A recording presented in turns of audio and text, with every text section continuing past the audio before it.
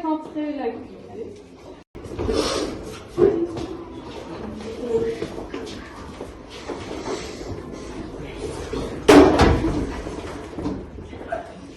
Clytemnestre est accusé de meurtre. Se posera la question de la préméditation, accusé d'avoir assassiné son mari Agamemnon. Messieurs les avocats généraux, vous avez la parole pour vos réquisitions.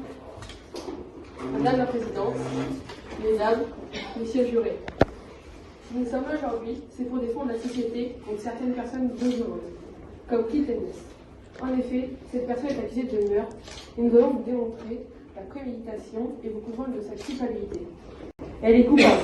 Elle est coupable d'avoir tué son mari Agamemnon. Certes, celui-ci, sous la pression de la déesse Artémis, a fait sa fille. Car s'il ne le faisait pas, il retardait le lancement de ses hommes vers Troie. Elle est coupable parce qu'elle agit par vengeance. Agamemnon ne tue pas sa fille parce qu'il l'a prévu, mais parce que des forces supérieures lui en ont fait obligation. Clytemnestre prépare ce crime, il y a donc préméditation. Elle est coupable. Elle est coupable de ne pas s'être conduite comme la femme d'un chef. Elle est coupable de trahison parce que dans le périph' de son mari, elle choisit de trahir sa confiance en prenant en amont et trahir les liens de mariage pendant qu'Agamemnon sauve l'honneur du peuple grec. Madame la Présidente, Mesdames, Messieurs les jurés, il n'y a pas d'hésitation à avoir. Cette femme est une meurtrière, froide et déterminée. Nous vous demandons la justice. Condamnez-la pour son crime. Condamnez-la pour sa trahison. Nous demandons donc...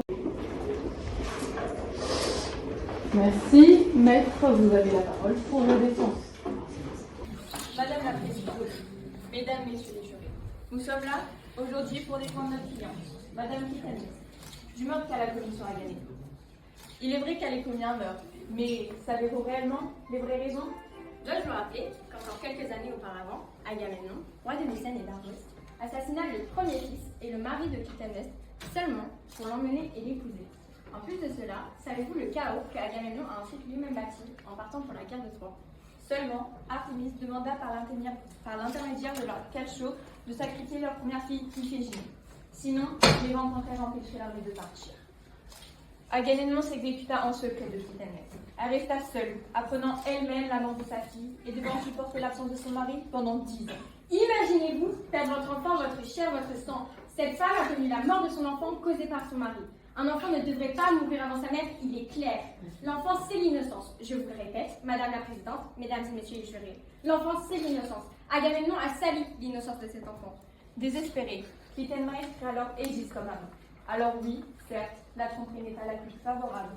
Mais est-ce que Clytemnestre considérait encore Agamemnon comme son mari? Agamemnon était le meurtrier de sa fille. Madame la Présidente, Mesdames, Messieurs les jurés. Avez-vous déjà vécu cette énorme souffrance, l'horrible souffrance de vivre avec l'absence de sa fille ainsi que celle de son mari? Alors oui, pour combler son dégoût envers Agamemnon, Clytemnestre ira le tromper. Mais est-ce vraiment comparable avec le meurtre qu'Agamemnon a commis? 10 ans plus tard, Agamemnon revint au roi de Cassandre en guise de trophée, lui-même ayant trompé cette pauvre Clytemnestre.